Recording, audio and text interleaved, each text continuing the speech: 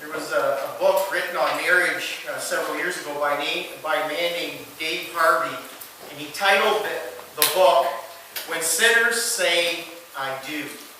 And when I read the title of his book, I kind of chuckled. And I believe that more than a few people would think that the title is a little odd for a marriage book. When Sinners Say I Do. But you know what? I think it's a great title for a book on marriage. I believe it's a recognition that marriage can be wonderful and a blessing from God, but we're never to forget what kind of people are in it. And we need a lot of grace and patience to see two individuals become one heart and one spirit. And when I got married, I didn't realize how many blind spots I had until I started living with my wife. And I think she thought the same thing. And it's amazing how self-centered you discover yourself to be when you have to live in such close quarters with another person. The first 8 verses of Daniel 7 seem to be saying to us, don't be so naive either about human history. As Dale Ralph Davis puts it, don't be so gullible as to think that some new regime or new ideology or new party will instigate some form of cosmic therapy. In other words, man can't usher in utopia. Historian Barb Tuckman, who's an excellent historian and writer, I believe she hits the nail right on the head when she writes in one of her books, "Human revolutions produce other men, not new men." And that's a real profound truth. You know, a lot of times, if you look in the history of the world, we think, well, if we just change who's in power, if we have a revolution, things are going to be a lot better. Just ask the Russians after the Marxist-Leninist revolution and Joseph Stalin were in power for a few years, if that was true. The bloody pages of history confirm the truth that man can't bring in utopia. And the biblical record testifies to that fact as well. Let me begin reading in Daniel 7, in verses 1 to 3 here, where we have a panoramic view of world history. It says here, in the first year of Belshazzar, king of Babylon, Daniel had a dream, and visions passed through his mind as he was lying on his bed, and he wrote down the substance of his dream. The last time I spoke was a couple of weeks ago. We saw Daniel as a very young man entering Babylon as an exile with his friends Shadrach, Meshach, and Abednego. This vision is given over 50 years later. And he served in the royal court. It seems like at this time he's not a part of the royal court, but he has a dream and a vision that the Lord gives him. In verse 2 it says, Daniel said, "In my vision at night I looked, and there before me were the four winds of heaven churning up the great sea. 4 great beasts, each different from the others, came out of the sea." In the scriptures, the sea often is a figurative reference to the nations of the earth in their restless state and disorderly energy. It's just man always fighting within himself, fighting against others, and fighting against God. And out of this sea of turmoil, these beasts, these worldly kings and kingdoms emerge. In Isaiah 17, in verse 12 and 13, we read these words just to show you the figurative meaning, the metaphoric meaning of sea in Scripture. It says in verse 12 of Isaiah 17, "Oh, that the raging of many nations, they rage like the raging sea. Oh, the uproar of the peoples, they roar like the roaring of great waters. Although the peoples roar like the roar of surging waters, when the Lord rebukes them, they flee far away, driven before the wind like chaff on the hills, like tumbleweed before a gale." In Revelation 21, verse 1, we read the Apostle John, who had visions similarly. He says, "Then I saw a new heaven and a new earth, for the first heaven and the first earth had passed away, and there was no longer any sea. It's kind of strange that one of the first things John would say as he saw the new heavens and the new earth come, that there's no sea. And I believe the reason why he's saying is just because of the metaphoric or figurative meaning that the sea had throughout Scripture. When the new heavens and the new earth come, there's going to be no more tossing and turning in the human heart. There's going to be no more fighting against God. We're going to be in perfect shalom and peace with the Lord, with one another, and with each other. In Revelation 21, verse 2, the next verse, it says that the holy city, the new Jerusalem, came down from heaven, from God, dressed beautifully as a bride for her husband. When we have the new heavens and the new earth, heaven and earth are going to be perfectly married. For the first time, the Lord's Prayer is going to be answered. God's will is going to be done on earth as it is in heaven, because earth and heaven are going to be together. And God's kingdom will fully come. No more curse on earth, no more sin and brokenness, no more death, and no more demonic powers which stir up the human heart in its fight against God, in its fight against other people, and even the demonic are involved at different times in our fight with ourselves. And we know we have that to look forward to one day. But alas, we still live in this present age. And we're called to live in the clear realism that human history can be downright ugly. And the Bible is very realistic about that. And we don't have to live in despair or cynicism, though. We can live in hope. But we have to live realizing history, human history, can be fearful and it can be ugly. Let me read verse 3, begin at verse 3 again, and read to verse 4 of Daniel 7. 4 great beasts, each different from the others, came up out of the sea. The first was like a lion, and it had the wings of an eagle. I watched until its wings were torn off, and it was lifted up from the ground, so that it stood on 2 feet like a man, and the heart of a man was given to it. I believe that this vision of this lion, this winged lion, is a vision of the Babylonian kingdom. One of its national symbols was a lion with wings. And it's interesting here, it says that it was raised up on its feet and a heart of man was given to it. And I think that's a reference to Nebuchadnezzar earlier in the book of Daniel, who, when he was on the roof of his palace and was just glorying in all his power and all of his kingdom and saying to himself, "Look at what my hands have made," that God immediately caused him to lose his mind. And he ended up in the backyard acting like an animal for about 7 years, where God took his insanity away and showing him, "You're nuts if you think that this was all your working. Instead, I have given you this sovereignty as a gift." And so here, this first kingdom, I believe, is the kingdom of Babylon. In verse 5, "And there before me was a second beast who looked like a bear. It was raised up on one of its sides, and it had 3 ribs in its mouth between its teeth. It was told, 'Get up and eat your fill of flesh.'" It's a voracious bear that's kind of lopsided. And I believe it's the Medo-Persian kingdom that defeated the Babylonians while Daniel was still here in Babylon. And actually, Daniel became part of the Medo-Persian court.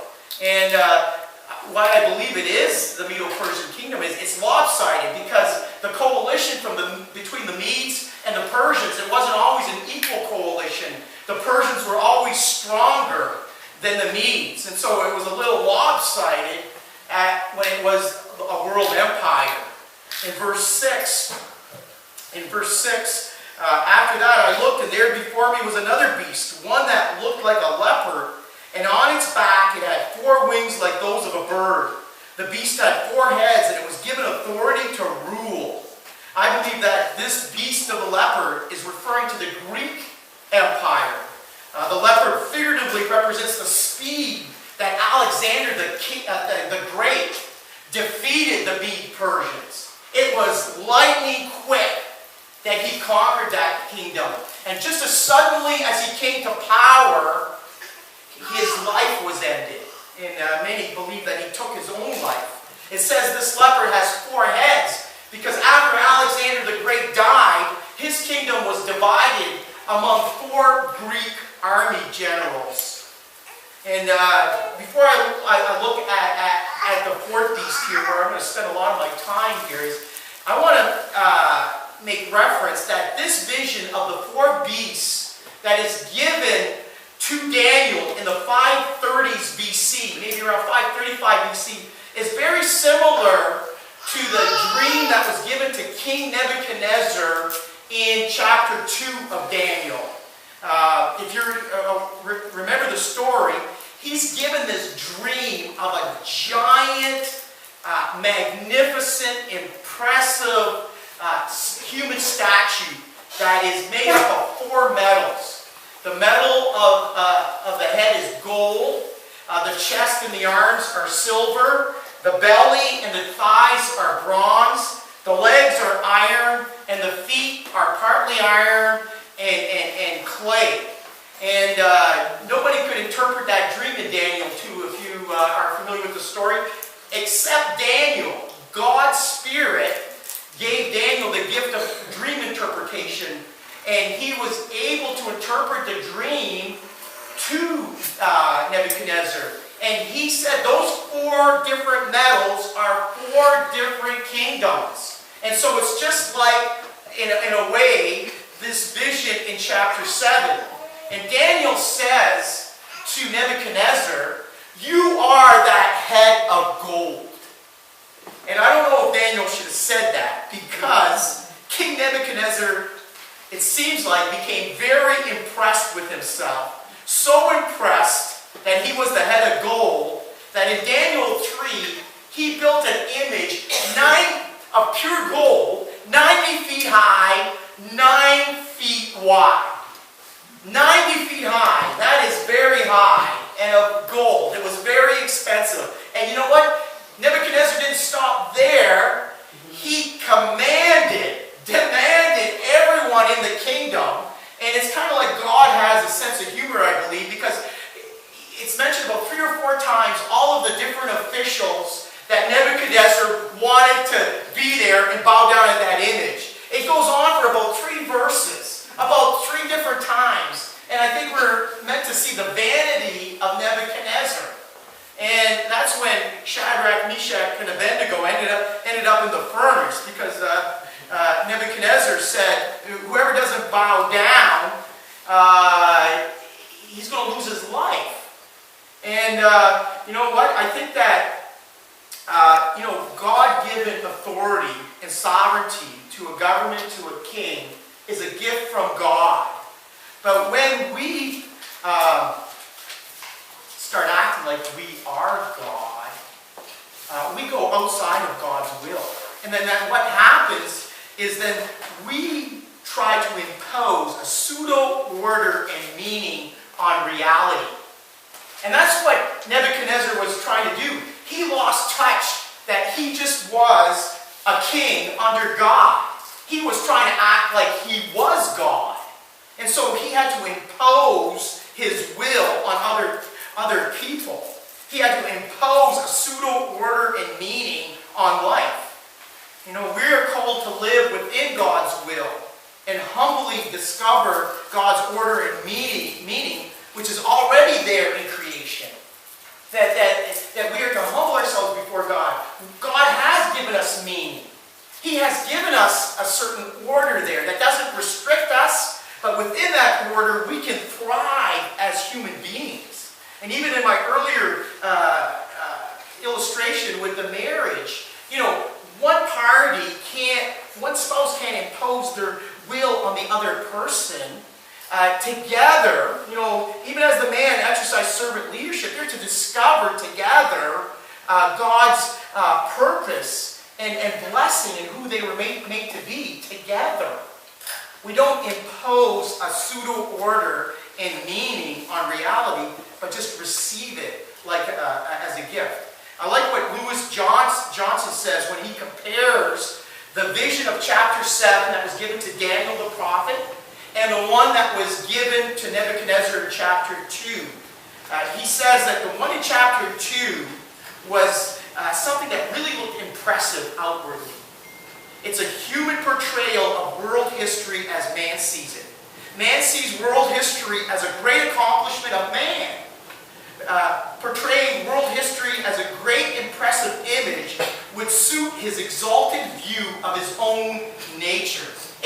That vision of that giant statue, and that's exactly what it did to Nebuchadnezzar, judging by what happened in chapter 3 with that golden statue that he made. It just feeds our hubris. We're responsible. It's our great accomplishments. But the panoramic view of human history that's given to the prophet Daniel in chapter 7 is different. In chapter 2, we see history as man sees it. In chapter 7, we have history as God sees it. While man sees human history as an impressive accomplishment of natural man, God sees human history as a collection of wild, ferocious beasts who prey on others and on one another. It's like that tossing of the seed of the human heart, always wanting to grasp beyond what has been given it to him or her by God. And in the process, stepping on people and willing to dishonor and disrespect others in order to feed one's ego. It's interesting in chapter 17 of Revelation, we see here the actual Babylonian kingdom mentioned as the first beast. In the end time civilization, there is going to be kind of a world ruler, and he's going to be in charge of a world civilization. And on the surface, it looks very, very beautiful, but underneath it is destruction. Whoever doesn't submit to it will pay the price. And not only that, eventually the seeds of self-destruction follow upon that end-time world civilization. Let me read verses 1 to 6 of Revelation 17. One of the 7 angels who had the 7 bowls came and said to me, "Come, I will show you the punishment of the great prostitute who sits on many waters." In chapter 21, we read about a woman, the New Jerusalem, coming out of heaven from God as beautifully dressed in white, prepared for her husband in purity and holiness. Here we have another woman, the great prostitute. And check out what her name is. You won't believe it. With her, the kings of the earth committed adultery, and the inhabitants of the earth were intoxicated with the wine of her adulteries, like spiritual idolatry. Then the angels carried me away in the spirit into a desert. There I saw a woman sitting on a scarlet beast that was covered with blasphemous names and had 7 heads and 10 horns. There's some similarities to the 4th beast here in Daniel 7. The woman was dressed in purple and scarlet and was glittering with gold, precious stones and pearls. She had a golden cup in her hand filled with abominable things and the filth of her adulteries, spiritual adulteries, idolatry, which is going to be so prevalent there at that time. This title was written on her forehead, Mystery, Babylon the Great, the mother of prostitutes and of the abominations of the earth. I saw that the woman was drunk with the blood of the saints, the blood of those who bore testimony to Jesus. Christians who wouldn't bow the knee to this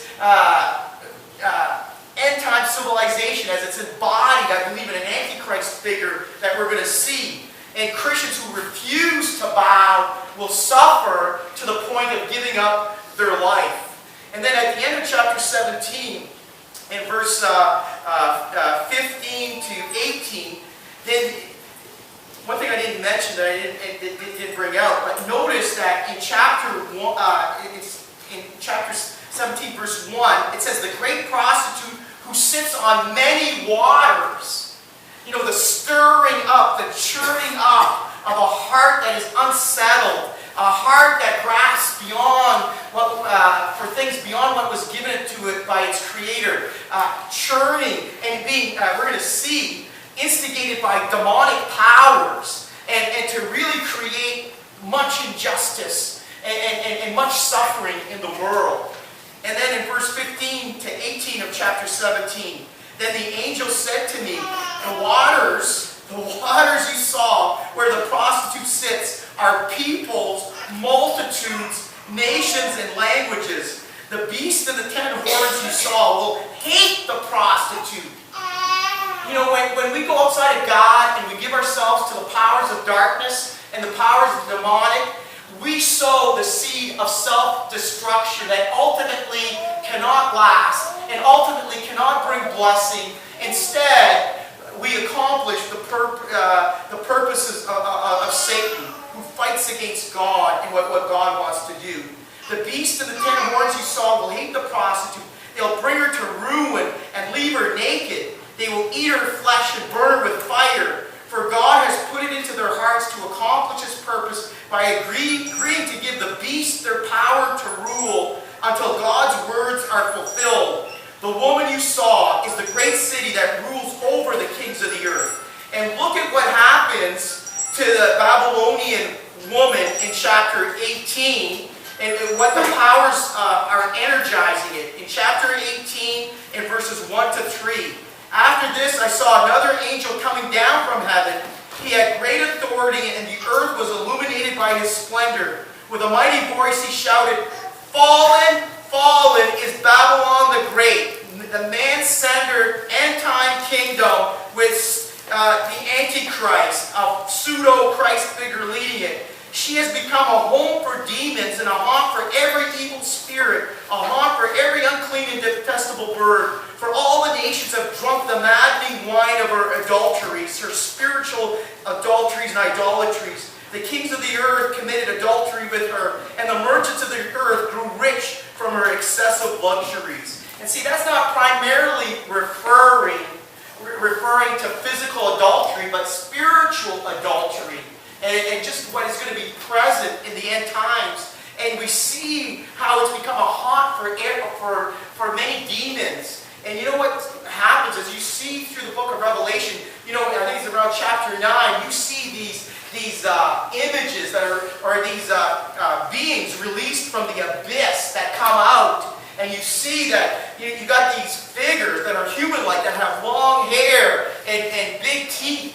What that is saying is that's referring to the demonic at work. And when we turn away from God, you know, God eventually what's going to happen, and we are seeing it, I believe, already in our world, in the Western world that has such good roots and foundations in Christianity. Many people have become so secular and are turning away from the Christian faith and turning to man-centered philosophies and to other religious ideas, that when we do that, we are subject to the demonic. And it's interesting, like some of the things that have become acceptable in our culture, how can, you know, some things that, you know, just 25 years ago would be unheard of, are accepted, that's the way things are. And I really believe it's as we open ourselves up to the demonic are able to work.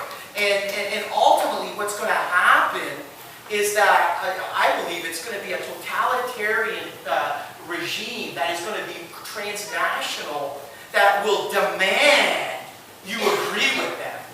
Demand, and will not give the freedom of worship and the freedom to believe what you want to believe, or the freedom of speech that has been such a rich heritage of North America. Obviously, North America has not been a perfect society.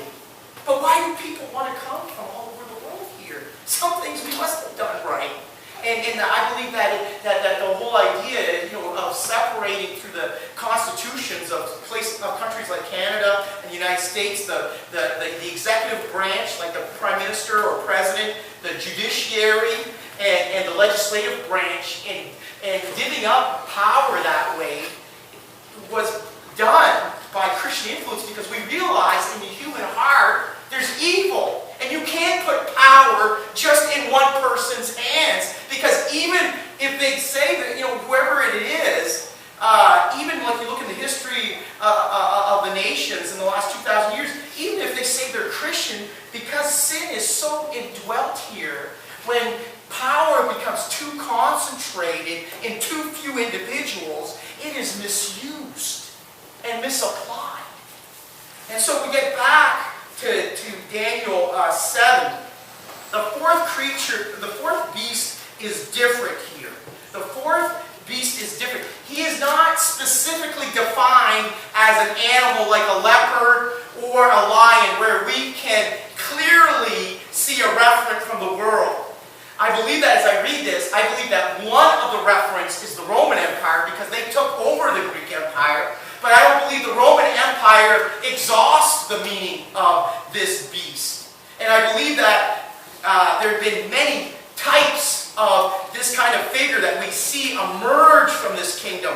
For example, in 167 BC, Antiochus Epiphanes, who came from one of those four kingdoms that Alexander's kingdom was broken up into, one of those kingdoms was the Syrians, and out of that came Antiochus Epiphanes, who in 167 BC slaughtered a pig in the Holy of Holies in Jerusalem. And not only that, burned Torahs and went after and physically mangled those who wanted to stay faithful to the Torah, and who hung babies baby boys who were circumcised, hung them from their mother's corpse's neck.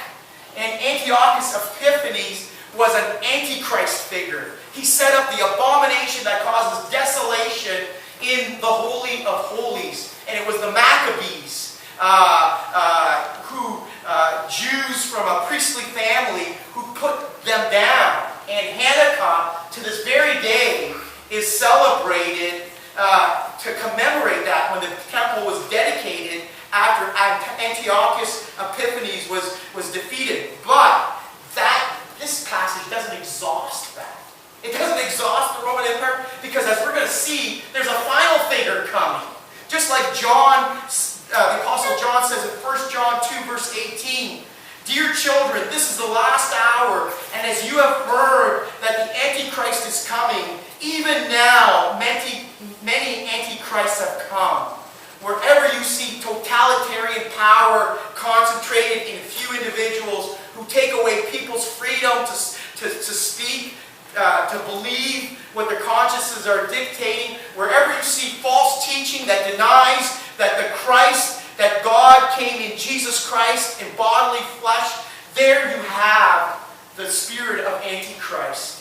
And so here, let's read in verse 7 and 8 of Daniel 7 that talks about the fourth beast. "After that, in my vision at night, I looked, and there before me was a fourth beast, terrifying and frightening and very powerful." In some ways, the Roman Empire was more vicious than, say, the Persian kingdom. But I believe that we haven't seen anything yet. Look at what it says. "It had large iron teeth. It crushed and devoured its victims and trampled underfoot whatever was left. It was different from all the former beasts, and it had 10 horns." And the 10 horns are going to represent 10 kingdoms. We are to be careful in how we interpret that, not over literally.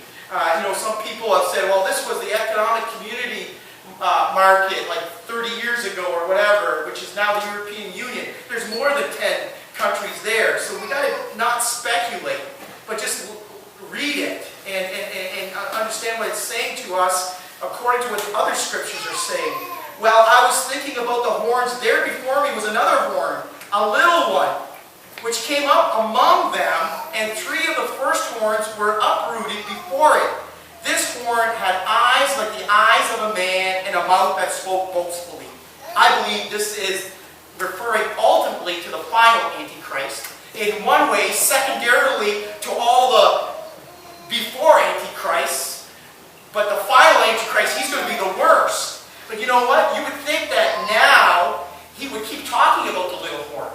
But now, in verse 9 and 10, we get a heavenly vision. And the heavenly vision of God is to show who's really in charge. A lot of people think this Antichrist figure is in charge, but now look at what the scriptures say in verse 9 and 10.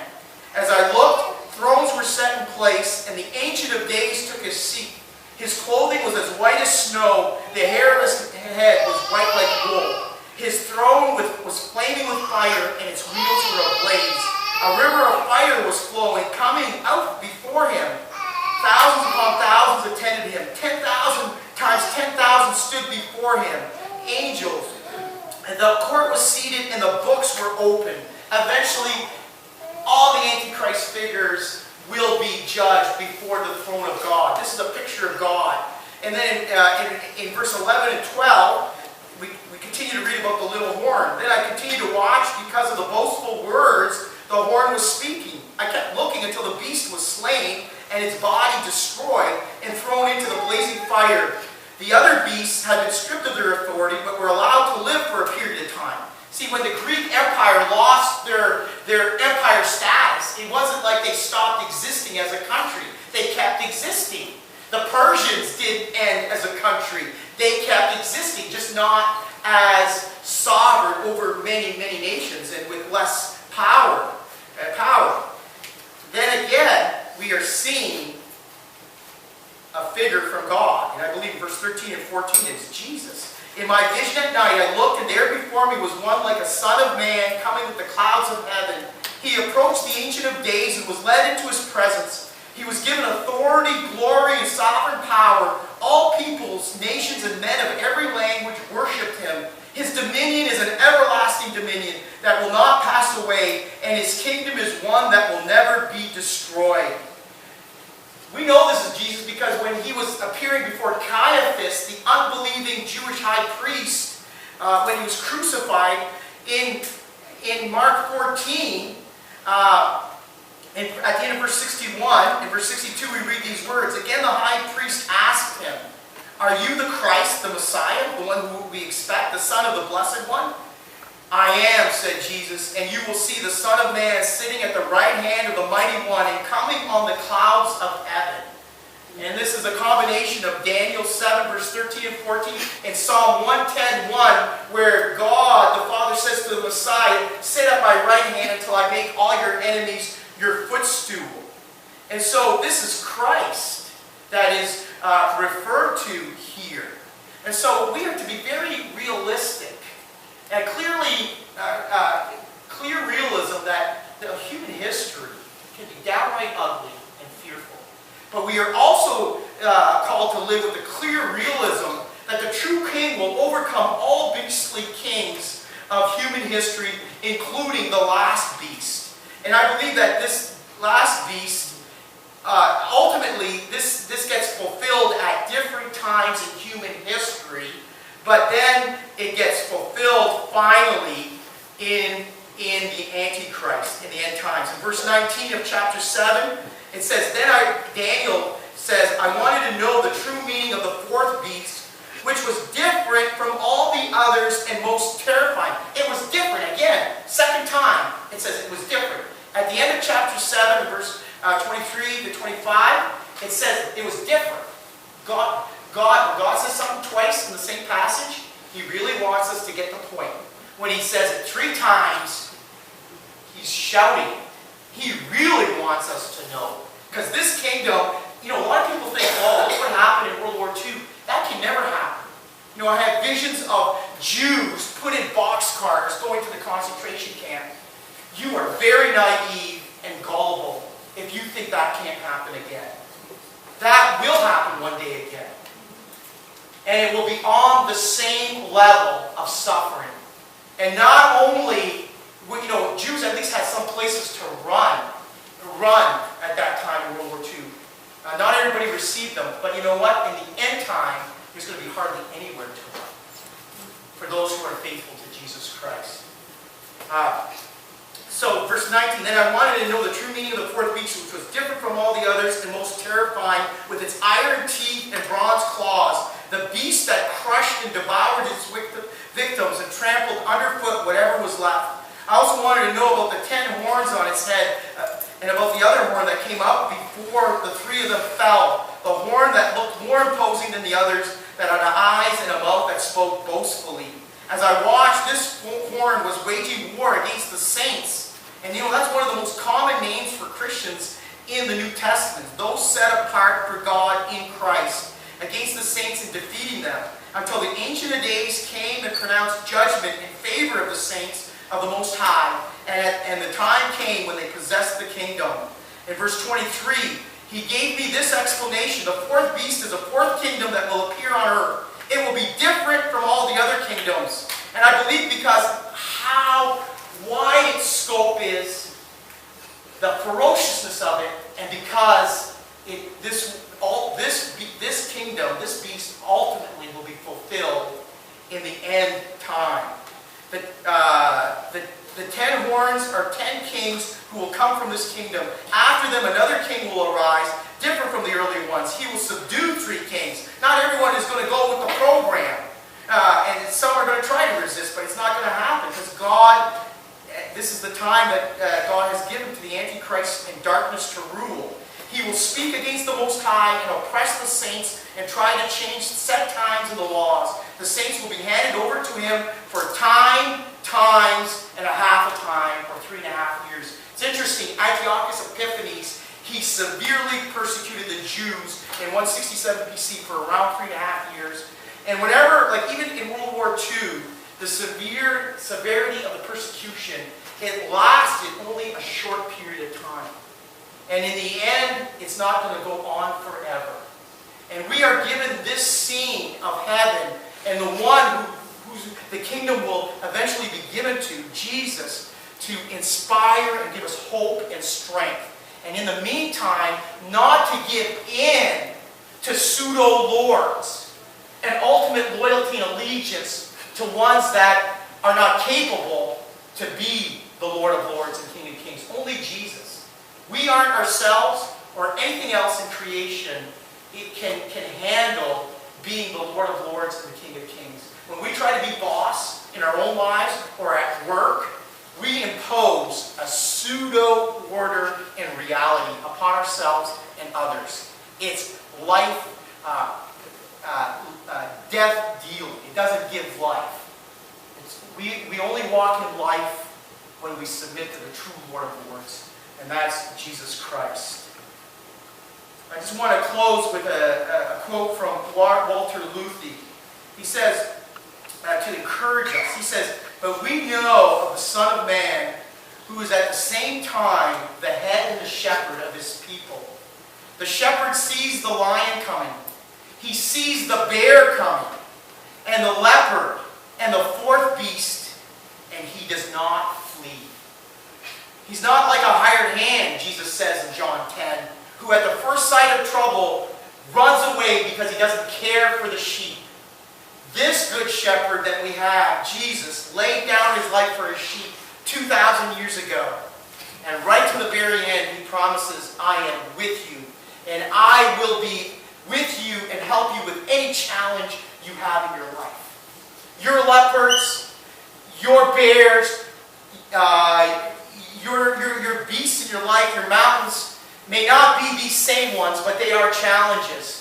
And they can be used by the enemy of our soul to stop God's purposes in our lives. We are to be encouraged to keep looking to Jesus. Don't give in to despair. Don't give in to discouragement. Don't let your heart get hardened against God. Because when that happens, and you go away from under the covering of the Lord Jesus, you go out into the world, and that's when the devil can really start working in your life. And as a pastor for the last 30 years, I've seen that so many times. And we see that at the end of civilization. People, it says, many will turn away from the Lord. Sons will betray fathers and mothers. Fathers and mothers betray sons and daughters. When we turn away from the Lord, we make ourselves subject to the powers of darkness. And they don't give a crap about you. They don't give a hoot about you. They will bring destruction and deception. And that's what we see in the end-time civilization. Great deception. It's going to be unbelievable what people are going to accept and believe as true. God's given us His Word ahead of time. given us Jesus ahead of time so that we can look, and even in the book of Revelation, I was studying on Wednesday nights, what happened, what we see in that book, we see the physical reality, kind of like the curtains spread open, and the spiritual reality that is behind everything that's happening in this world. We don't struggle against flesh and blood, but against principalities and powers of darkness. What we saw happen to Eric last Saturday, the demonic were involved in that.